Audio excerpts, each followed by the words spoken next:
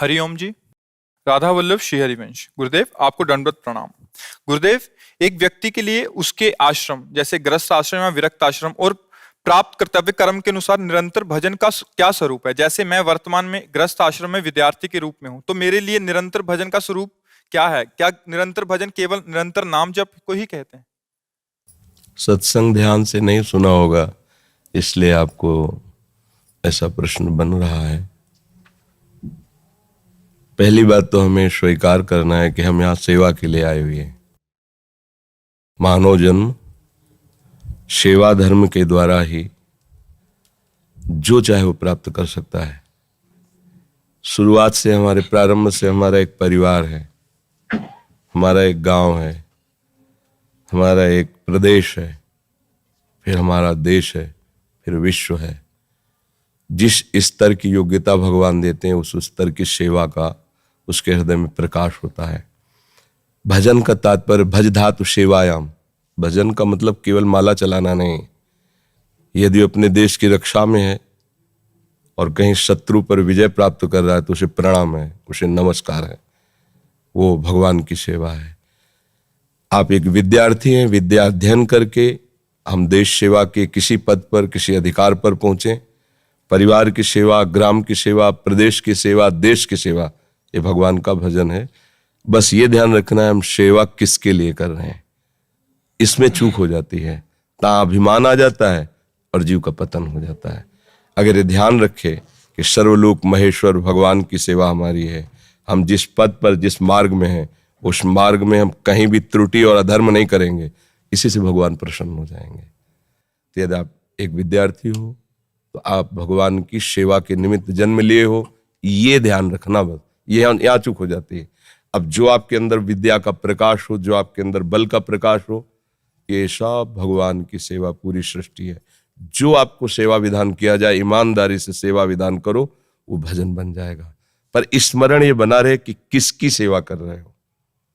अगर ये स्मरण ना रहा तो अहंकार आ जाएगा। अहंकार आ गया तो जैसे बहुत सुंदर भोजन बनाया है और उसमें विष्ठा पड़ जाए तो फिर वो पाने योग्य नहीं रहता। ऐसे अगर अहंकार आ जाए कि मैंने किया तो व्यर्थ हो जाता है, वो भागवतिक नहीं रहता। तो इसी तरह हमें समाज सेवा करनी है। हम भी तो समाज सेवा कर रहे हैं। बाबा जी बन करके एकांत में भजन करने के बाद जो अनुभव हुआ समाज को दीजिए। ऐसे जाने नहीं देंगे भगवान। चलो करो, सेवा करो। सेवा धर्म सबसे महान है और सबको सेवा धर्म से ही भगवत प्राप्ति होती है। गुरु सेवा, इष्ट सेवा, समाज सेवा, माता पिता की सेवा, किसी की भी, किसी पशु पक्षी की भी सेवा भगवान की सेवा होती है। भज धातु सेवायाम। भजन का सीधा अर्थ है सेवा। हम भी भजन का सीधा अर्थ माला नहीं लेते। माला भी एक अंग है, पर सर्वांग भजन सेवा है। समझ रहे हो आप? इसमें कोई संशय? आप जैसे कहते निरंतर नाम चला, तो उसमें कंफ्यूजन होता है कि देखो, हमारा सबके लिए उपदेश है। जो निवृत्ति मार्ग का पथिक है, जिसने सांसारिक कर्तव्य कर्मों को भगवान के चरणों में अर्पित करके लंगोटी लगा ली और भगवान के, अब वो क्या नहीं करेगा? अगर वो निरंतर भजन नहीं करेगा तो क्या करेगा? फिर छल कपट करेगा, पाखंड करेगा, दम्भ करेगा, नाटक करेगा, मरेगा, अपने धर्म से जाएगा, दूसरों को छल कपट में फंसाएगा। निरंतर तेरा कार्य है भजन कर।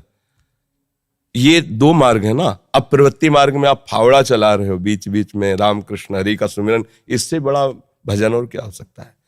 गोली टांगे हुए है, बॉर्डर में तैनात है और भगवत स्मरण परायण है कि हमारा देश सुरक्षित रहे। वो महात्मा है, कोई साधारण है। रात दिन जग कर प्राणों की आहुति देने के लिए तैयार है देश के लिए। प्रणाम।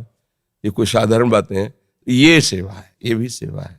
हाँ, जैसे संत महात्मा किसी को कहते नहीं, पर अपने भजन का जो फल है वो जगत को देते रहे। सर्वे भवन्तु सुखिनः, सर्वे सन्तु निरामया, सर्वे भद्राणि पश्यन्तु मा कश्चित् दुःख भाग् भवेत्।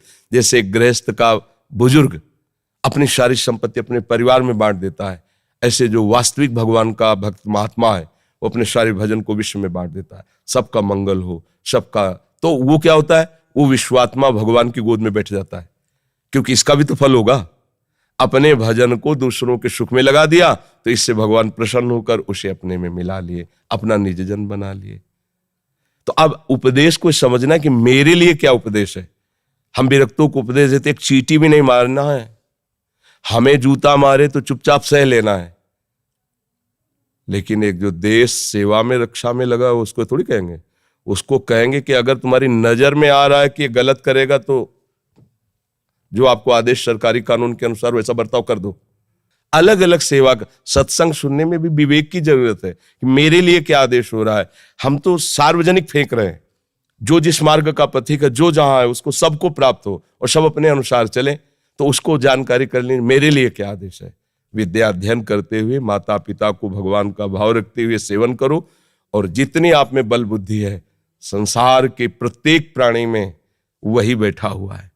इस भावना से सेवा करो, अच्छा हो जाएगा, मंगल हो जाएगा। पर इस सेवा धर्म में ये देखना है जहां जैसी आवश्यकता है वहां वैसे करना है। मान लो कोई दुराचारी है, नीच आचरण करने वाला कुछ ऐसा दिखाई दे रहा है, हमें बल बुद्धि है तो हम अपनी रक्षा की बात नहीं सोचेंगे। हम देख रहे हैं कि वो असमर्थ के साथ अपना बल प्रयोग कर रहा है तो हम उसके बीच में आड़े तो भगवान हमारी रक्षा करेंगे, ये भगवान की पूजा हो जाएगी। हर बात देखनी, विरक्त वेश में है वो हमें गाली दे मारे हमें सहना पड़ेगा। अलग अलग मार्ग का नियम है। अगर आप हमें मारेंगे भी पीटेंगे भी तो आंख मूंद लेंगे और अपने प्रभु की तरफ चिंतन करेंगे कि नाथ हम तो आपके समर्पित हैं, क्योंकि संन्यास का मतलब होता है हमने दंड देना त्याग कर दिया है। किसी को दंड नहीं देंगे, न वाणी से, न शरीर से, न मन से भी। अलग अलग मार्ग का पथ है, लेकिन कहीं कहीं दंड ही पूजा होती है। अगर हम मौन हो गए तो दूसरा खड़ा हो जाएगा उसको दंड देने के लिए, पक्का। क्योंकि हम अगर अपने नियम से चल रहे हैं तो दूसरे के हृदय में वही नियम जाकर जागृत होगा और जो हमें दंड दे रहा उसको दंड दे देगा, पक्का। पर अलग अलग का सिद्धांत है, इसलिए बहुत शास्त्र भरा पड़ा है। तो इसलिए गुरुजनों के पास बैठकर हर प्रश्न का उत्तर समझ लेना चाहिए। आपको समझ में आ गया?